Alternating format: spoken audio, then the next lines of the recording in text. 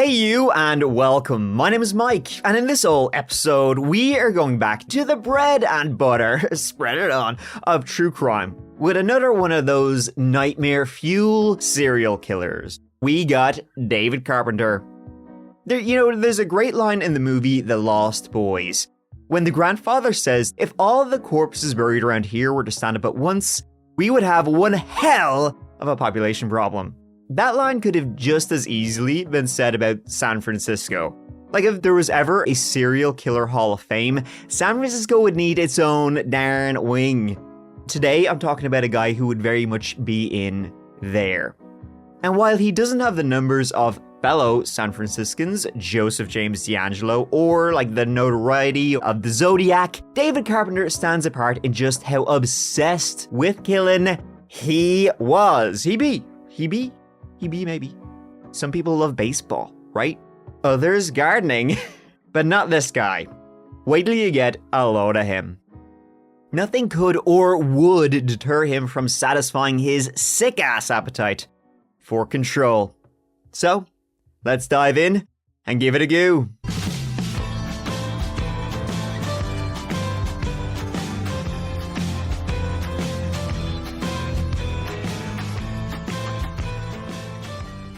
From the day he was born in San Francisco on May 6th, 1930, David Joseph Carpenter was almost destined to be a serial killer. He raised by an abusive alcoholic father named Elwood, and I mean, come on guys, like with a name like that, I'd turn to the drink too, and a domineering mother, Frances. Always with the mothers, these guys. Little David, he not only consistently wet the bed, serial killer ding there already, but he also developed a severe stutter from age 7. Like, to call him a nervous or shy child would be a ridiculous understatement. Already, tortured at home by his parents, David then would also become, the victim of bullies at school due to his mother's insistence that he take extracurricular classes such as ballet and violin lessons. Because, hey, come on. We all know one thing, if a little boy does ballet and violin lessons, other little boys will think he is pretty darn cool. And before his teens still wetting the bed, David began to spend his free time indulging in a new hobby. He liked to hurt and even kill small animals he found around the neighborhood. So, right, those two behaviors, bedwetting, past the age of 5, and cruelty to animals, they make two of the 3 elements of the McDonald triad. And so that gives Carpenter a strong 2 out of 3, right? Pretty good, golf clap. That deserves a golf clap. Golf clap? Golf clap. The McDonald triad is one test you really don't want to score highly on. With 2 out of 3, that's considered to be indicative of future violent, even homicidal behavior, and or sexually predatory behavior. Now, of course, it shouldn't by any means be taken as like 100%, right? There's lots of people who have these kind of traits and go on to be very, very normal. In this case, our boy David Carpenter, he would go on to heavily indulge in both violent and sexually predatory behaviors throughout his gosh darn life. Excuse my French. And it would be a violent sexual outburst that would come first for young David. To make matters worse, it was one of his own family members. In 1944, at only 14 years old, David would be institutionalized for the first time at California's Napa State Hospital for what's only been confirmed as undisclosed sexual offenses. That vague 3-word description somehow makes, the thought of whatever David did so much worse. And it wasn't too long before David would be incarcerated for a second time. At the age of 17, he would be remanded to the care of the California Youth Authority after he was caught molesting 2 of his young cousins. When I say young, I mean one was 3 years old, one was 8 years old, and he was released after serving a single year. Whether David had been, temporarily scared straight or if he simply learned to better hide his sexual deviancy during, his time inside. After he left, though, by all accounts, on the surface at least, it seems like he had a normal, clean-cut life. But despite remaining off the police's radar for a while after he left the youth authority, violence was never far from his mind. It would only be a matter of time before he snapped, and someone would bear the brunt of his demons. The highlight during the relative period of calm came in 1955. David, 25 years of age. That's when he met and he married 19-year-old Ellen Heatle. And over the next few years, the couple would go on to have 3 children together. Michael David, born in 56, Gabrielle Louise, born in 58, and finally Cersei Anne in 1960. In later interviews, though, wife Ellen told the police that their marriage was nowhere near normal at all, and she believed her husband to be a sex addict, telling police that he would often demand sex up to 3 or 4 times a night. Where do you find the time for that? In yet another telltale sign of David's twisted pathology, he was often unable to dedicate himself to a career or even hold down a job for a sustained period. That seems to be, it's not part of the McDonald triad, but it seems to be a serial killer staple, that serial killers just can't hold down jobs. They're always going from one thing to another to another. I've seen that in John Edward Robinson, Gary Heidendig, all of them. Over the years, he would try his hands at several occupations. Basically a guy, a ship's purser, who was the guy who handled the cash and funds for ships. He would be a salesman. He worked for a time at a printing company. All kind of different enough. And though his overall, criminal career began pretty early, right, as a youth, molesting people, David Carpenter didn't actually kill until aged 33, and hence he's often considered to be a late bloomer by most serial killer standards. And so, the first major escalation in violence came for Carpenter in July 1960, shortly after the birth of his 3rd child. And just whatever the spark was for that aggression, I'm not quite sure. But his victim was 32-year-old secretary Lois de Andrade, who he had known for more than 9 months. And so what happened was he lured her to his car saying, "Hey, do you want to meet my wife and my daughter who was just born?" Lois said what happened when she got into the car was that he drove around aimlessly for a time. And, he could tell she was getting worried. And so he said he got lost during the drive. And then Lois said, "I don't think so, pal. I kind of want to go home." She was getting weirded out, right? She was like, "I thought I'm going to meet your wife and your baby, and you seem to be driving around with no indication of taking me anywhere." He eventually pulled over into an isolated spot and began to attack Lois with a hammer and a knife. Now, she fought back frantically, repeatedly hitting the car's horn, trying to get the attention of people nearby. However, Carpenter was relentless, and he slashed at her with his knife. However, fortunately for Lois, the isolated spot Carpenter, chose to attack her was not far from the patrol route of Private First Class Jewel W. Hicks, a military police officer who's doing the rounds of old coastal artillery sites at the time. This Private First Class, he heard her screams and he ran over, towards the danger. And in a clearing in the trees, he saw Lois on the ground covered in blood and Carpenter swinging a hammer at her again and again. Hicks, he drew his service 45 and he demanded Carpenter stop. Carpenter responded by attempting to kill the private with the hammer. He also fired a small projectile the size of a fountain pen at the private. It was later discovered that he threw a tiny tear gas canister. Why David Carpenter would have a tiny tear gas canister, God only knows. The private then did kind of what you can imagine anybody would have done. He opened fire on David Carpenter 3 times, hitting him twice, once in the abdomen, once in the thigh. David Carpenter's response to being shot at 3 times was to run over to the private's patrol car and scream, "You've got me!" Then collapsing into the passenger seat. Private Hicks, he called the shooting on his radio. He tended to the victim, Lois, and then backup arrived. David and Lois were taken to the hospital, David in handcuffs, and Lois in critical condition. Both the victim and the attacker were left requiring life-saving surgeries, and Lois would go on to make a full recovery despite a skull fracture and serious cuts to her hands. The head injuries could have killed her if she hadn't been discovered. She would have been the first fatality of what would later be known as the Trailside Killer.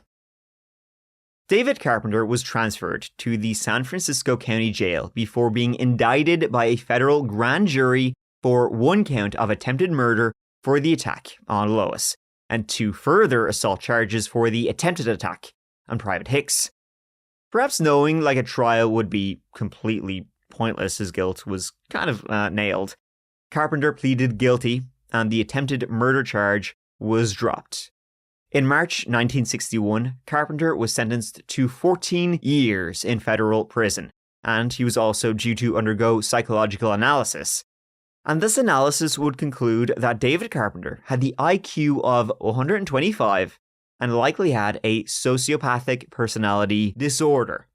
Now, Carpenter's prison time, largely uneventful, and he was released on parole after being incarcerated for almost 8 years on April 7th, 1969. For obvious reasons, his wife, Ellen, she would become his ex-wife shortly after. And it wasn't long after his release that David would be dragged back into jail after making himself the target of a huge manhunt. On January 27th, 1970, David Carpenter, now aged 39, rammed a 19-year-old girl's car, forcing her to pull over, and then he dragged her to a secluded spot and raped her. There was a big-ass manhunt to find this son of a bitch, and he was captured on February 3rd, so about a week later in Modesto. And he was taken to the county jail where he was charged with another sexual assault on a 35-year-old. That had happened the same day as his attack on the 19-year-old. He had broken into this woman's home and was lying in wait with her with a shotgun.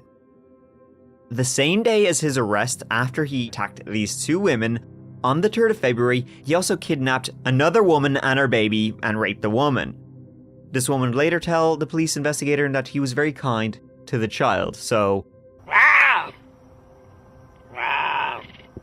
As you can see here, after he got out of jail for trying to murder Lois and being almost very, very successful with it, he then, as soon as he's out, he's attacking 3 women in the space of a week. This is batshit insane stuff. So after initially being hit with a 5-year minimum term, David, he was thinking to himself, and so he plotted with 5 other inmates to escape jail. It actually worked. They managed to flee the San Andreas jail using a smuggled hacksaw blade and climbing out through a skylight. The alarm was raised after a deputy discovered the men missing, but the men, they were all wrangled back into custody before too long. They were arrested the very same day they escaped. And as a reward for this little plot, they were, you got another charge stacked on there, boyos. Carpenter, he was slapped with assault, rape, auto theft, kidnapping, and robbery charges. So to put that quite simply, fucked. This is really at the point where, he's being diagnosed with all this shit. He's tried to murder, 2 people. He's attacking all these other women. He's not going to get better at this point. Come on now. What he did get was an 11-year term. Once again, his time in prison, uneventful, and he was paroled and released in 1977, after serving a little over 7 years for all that. And he was never listed as a sex offender, despite obviously being a massive predator and even being convicted of actual rape. This is insane. So it was after his second release that David Carpenter's rampage, though, really started. Yep, you heard me right, folks. We haven't even started the crazy shit when he becomes the Trailside Killer. And with someone as volatile and, let's be honest, batshit crazy as David Carpenter, I guess it kind of is impossible to say for sure when his killing started and when it ended. Like all serial killers, you can't believe kind of a word they say, how many bodies they've got hidden around the country. But over the next 3 or so years, 10 murders would be linked to David Carpenter. Some certain, DNA, witnesses, actual forensic evidence, other suspicions and similarities. So, it began with the murder of 44-year-old Ida Kane on August 20th, 1979, almost 3 months to the day since he was paroled and let out of prison for those sexual assaults. She had gone out for a walk along a trail on Mount Tamalpais, a place that would later become a regular hunting ground for David Carpenter. And so, she was out there that Sunday morning walk. She did it every week, and it usually took about 3 hours. That's like a full-on hike. But when, she didn't return, and she missed Sunday service, which would have been, a big deal for her husband, he began panicking. He called the police, and he reported her missing. A large force of more than 50 deputies, rangers, volunteers went out to search the trail area for any sign of Ida. They found her body later that same day. She'd only been 45 minutes from her car when she had been attacked. She'd been shot in the head with a .45 caliber pistol. Police were initially confused as to the motive of the killer. All he had taken was $10 and 3 credit cards from her purse, but he hadn't taken any of her jewelry, including an expensive wedding ring, and she hadn't been sexually assaulted. Ida Kane's murder, it wasn't initially connected to the Trailside murders, which we will get into, though she was probably the very first one. The later murders would be committed with a different caliber at 38 rather than 45, and it was only after, he was arrested and investigated for several of the other murders in the chain that police discovered a friend of Carpenter's had a .45 caliber gun go missing, and so they were able to match Ida Kane to David Carpenter later on. The evidence, though, it's kind of circumstantial. Kane's murder could have likely been a practice run for David Carpenter, but he has never actually been convicted or even charged with Ida Kane's killing. But the murder of 23-year-old Mary Frances Bennett could definitely have been ripped straight from a horror movie. Mary, she had been out for a jog when she was grabbed and attacked by David Carpenter. Detectives talked to golfers who had been nearby when the attack happened, and they told the detectives that they heard Mary's anguished screams, but had not acted, as they saw a nearby police car and presumed that the police car was there for those screams, right? That kind of makes sense. You hear screams, you see a police car, oh, that's why, okay. But that car was not there for Mary. And her body was later found in a shallow grave that same day after a group of hikers followed a trail of blood. Mary had been wearing a t-shirt with the slogan "Hell's Accountant" across it, which was something that the newspaper would have made a big deal of. It's like, woman with Hell's Accountant t-shirt brutally murdered. Detectives believed that someone must have seen the killer at the time, as Mary, she had been savagely mutilated, but no one did. Another suspected victim of David Carpenter was 23-year-old Barbara Schwartz. Barbara, she'd only moved to Mill Valley in Marin County in 1978, less than 2 years before she would run into Carpenter as she took her pet Labrador for a walk. This, as you can probably guess, was Mount Tamalpais, and it was a case of wrong place, wrong time. Barbara Schwartz was stabbed more than 10 times, and it's likely the attack would have been much more worse than what happened had witnesses not stumbled across Carpenter as he was in the middle of attacking Schwartz. He was chased from the scene by witnesses, but he managed to get away, and Barbara succumbed to her injuries. The hikers he was chased by, they managed to give the police a description of Carpenter. And though it certainly lines up with his MO and the description could easily match him, Carpenter has never faced any charges in Barbara Schwartz's case. Similar to Barbara Schwartz and Mary Bennett, 26-year-old Ann Alderson went out for a hike on October 13, 1980, and never returned. Her father reported her missing immediately, and there was a huge search party, set out to find the woman, but there was no sign of her when her car was found by state rangers. Then, 2 days later, on the 15th of October, Ann's body was found by a ranger a quarter-mile east of Mount Theatre, again on Mount Tamalpais. Like Ellie Hansen, she'd been shot in the head at close range, and the post-mortem examination showed she'd been sexually assaulted close to the time of her death. 18-year-old Cynthia Moreland and 19-year-old Richard Stowers had been hiking along Point Reyes National Seashore, and when they didn't return home that evening, Cynthia's family reported them missing.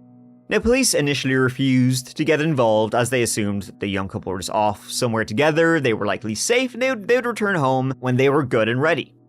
Earlier that same day, however, police had actually responded to a call from the public about gunshots heard in that same area that the couple had been hiking in between 1 and 2 p.m. And despite hearing gunshots in the area, and now you've got 2 missing people in the area, no one decided to put 2 and 2 together. And if it couldn't get any worse, Richard Stowers was actually a serving member of the Coast Guard at the time he went missing. And, as he hadn't reported for duty, rather than saying he's a missing person, he was listed as a deserter. Their bodies would be found a month later by police search dogs on November 29th, 1980, not far from where they'd gone missing. And they were found alongside the bodies of 2 more previously missing women, Diane O'Connell and Shauna May. O'Connell had been there with 2 other members of the Sierra Club, a national grassroots organization advocating for environmental issues. And they were out hiking, in that area, Point Reyes, just as Moreland and Stowers had been. The trio had become separated, however. Diane O'Connell had been grabbed and dragged away. And it wasn't until, the 2 caught up that they realized that Diane O'Connell was even missing. And it was around 3 o'clock that afternoon that they heard several gunshots nearby. Around 10 minutes later, the group heard another round of gunshots. The second volley is thought to have been aimed at 25-year-old Shauna May, who was out hiking in that area. Whether, Shauna May stumbled across the scene as Carpenter was mutilating Diane O'Connell, or he deliberately had been out there looking for another victim, who knows?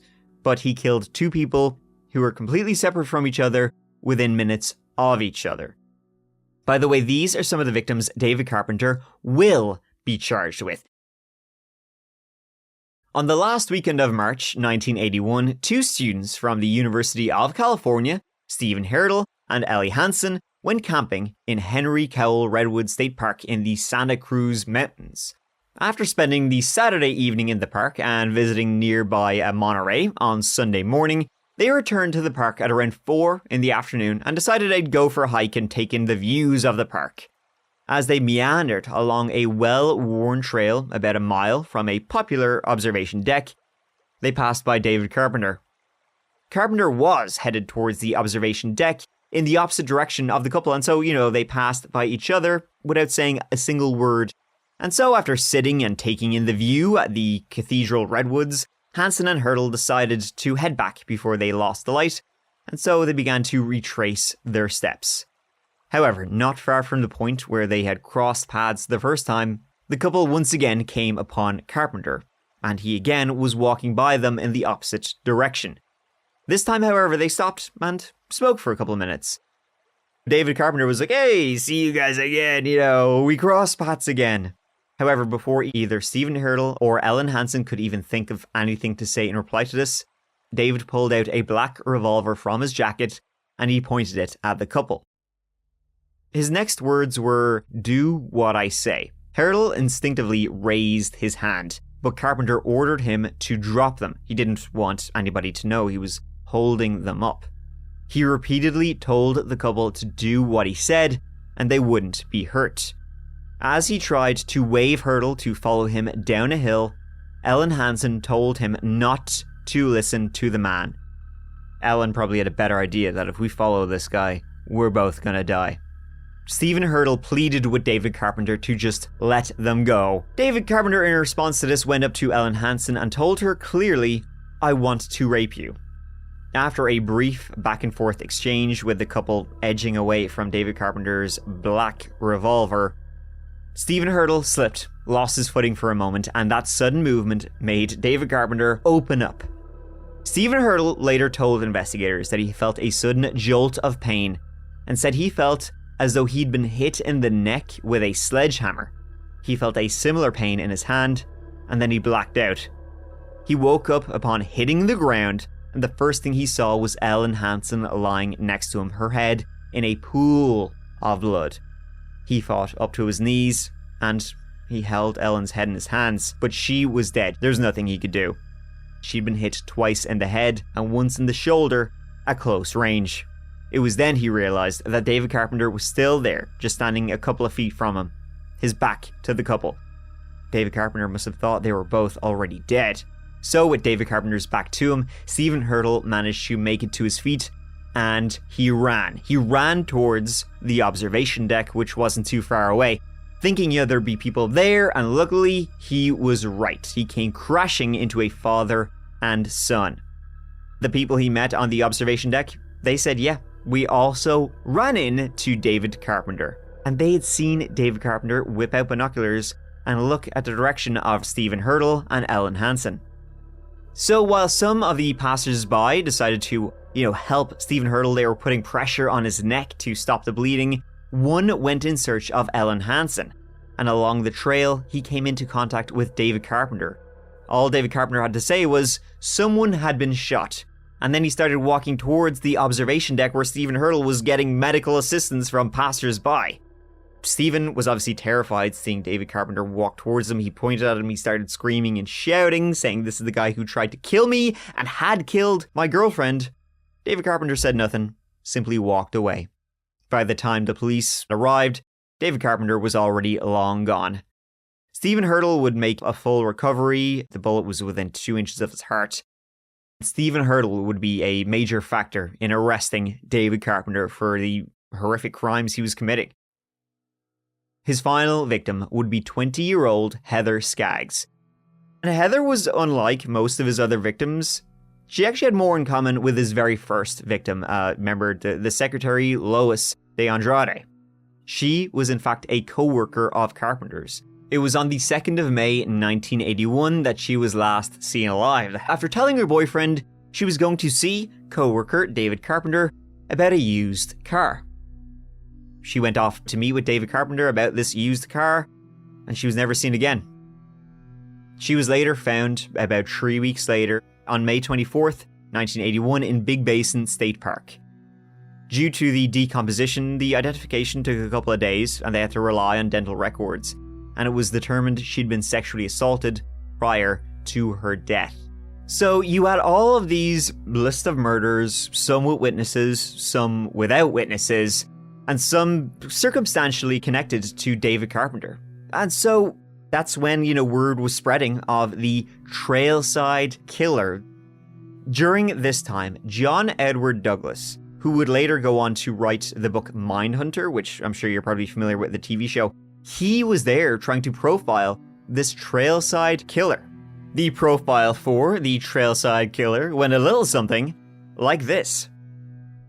Douglas, he looked at really everything about the murders, right? From the scene to the victims themselves. And he determined that because the crime scenes were secluded and only accessible on foot, the killer was likely a local in the area, very comfortable in the location. Douglas also thought that the killer would be asocial and able to charm his victims, hence why he would do these blitz-style attacks from behind, as it was the only way he could control the victims. He would attack rather than lure. John Edward Douglas also correctly predicted the killer would be white, did blue-collar work, and almost certainly served time in prison for attempted rape or something similar. Ding, ding, ding. The biggest hit, though, for the profiler was, I don't know how he could even get this, but Douglas was able to correctly extrapolate that the Trailside killer would likely have a speech impediment of some sort. The killer did not want to be seen. He relied on overpowering his victims, not using words and charm. David Carpenter, the Trailside killer, was finally arrested on the 14th of May, 1981, walking his dog on, where else, Mount Tamalpais.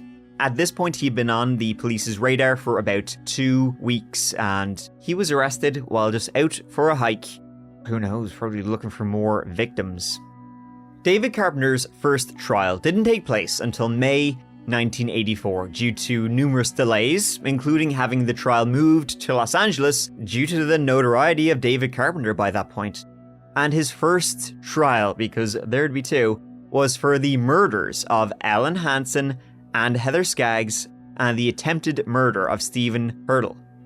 Carpenter and his lawyer were fully aware that he wasn't going to walk away from the court and the trial was only ever going to end in a guilty verdict. After all, right, he was clearly seen in that attack, walking right by while his victim is bleeding out, receiving a medical attention, right? And then Heather Skaggs, she last said that she was going to buy a used car off him and never returned. So, when the obvious verdict came down, David Carpenter's lawyer freely admitted, yeah, he's guilty as shit. But what they were always saying was, don't kill him. Don't kill him. It was really just about trying to don't give him a death penalty rather than trying to actually make him, get free. Because they knew there was absolutely no chance of getting that. But that's just what he got. He was sentenced to death for the murders of Ellen Hansen and Heather Skaggs. He was put on the gas chamber VIP list, but he would have to face trial in Marin County before he could be taken to death row. The second trial would be for the murders of Richard Stowers, Cynthia Moreland, Diane O'Connell, and Shauna May, the 4 bodies found together in Point Reyes National Seashore. And this time he was also on trial for the murder of Anne Alderson, who had gone missing on Mount Tamalpais. This trial wouldn't begin until January 1988. This time Stephen Hurdle was a key witness for the prosecution, and he would take the stand, saying about the brutal attack that he and his deceased girlfriend Ellen Hansen had sustained. For some reason, by the way, David Carpenter also took the stand in his own defense and told the court he was not the killer. Unfortunately for him, though, in all these cases, there were a lot of witnesses and a lot of sketches. I mean, to describe to you what David Carpenter looks like, he's bald, he's got like the horseshoe hairdo, kind of dark brown horseshoe hairdo, big, thick-rimmed glasses, and a beard. He looks like just kind of like an 80s IT nerd. Kind of unremarkable about the whole thing. Pretty ugly guy, though. You see pictures of him from all the way back. Not a very good-looking guy, ever. Ultimately, in May 1988, after a $2.5 million trial, taking in over 500 pieces of evidence with a record of over 16,000 pages, oh my god, this was a long one, Carpenter was found guilty for a second time. And once again, he was getting the death sentence. And that is the story of David Joseph Carpenter. I've gone through a lot of the murders that have been linked to him, but he hasn't been charged with all of them. And in fact, there's even more murders that he is suspected of having strong links with. He was never charged with the murders of Ida Kane, Barbara Schwartz, or Mary Frances Bennett. But I suppose by this point, they don't really need to. He's got 2 death sentences on him, so he's kind of good and gone. Like, he's heavily suspected of having involvement in the murders of 17-year-old Anna Menjivar, who was killed when he was active. He was a customer at the bank where she worked. Another victim, 19-year-old Carol Laughlin, she disappeared in September 1979 in Yosemite National Park. Her body found like 7 months later. And Carpenter's salesman job at the time, it took him through Yosemite Park all the time. And Carol Laughlin's supervisor recalled talking to David Carpenter several times. So there's like a lot more murders that he's been heavily linked to, but officially charged with convicted of 7 murders and 1 attempted murder. And that's only during his Trailside killer days. We obviously have 2 attempted murders before and a hell of a lot of sexual assaults. But I think at this point, nobody ever really chased up those other cases because he's already pretty fucked. But not quite fucked enough because he's still alive. He's still sitting on death row all these years later, over 30 years later, still sucking air, this guy. And he will likely die in San Quentin Prison's death row wing. Though whether it's age or lethal injection that finally gets him, at least he can't hurt anyone else. But he's one sick-ass piece of shit monster, I guess, is kind of really all I have to say about that one. Once again, big surprise right there. Thank you so much for listening, guys. I really appreciate you being here and listening to This All podcast. I hope you found it as disturbing as I did. David Carpenter. Wow. Real piece of shit. As always, please, we got the That Chapter podcast coming out with new episodes every week, so please like and subscribe wherever you are, and also check out the That Chapter YouTube channel where I got new videos coming out every week, so give it a go. But for now, let's leave it there. As always, please take care of each other and yourselves, because I love you. Mike out.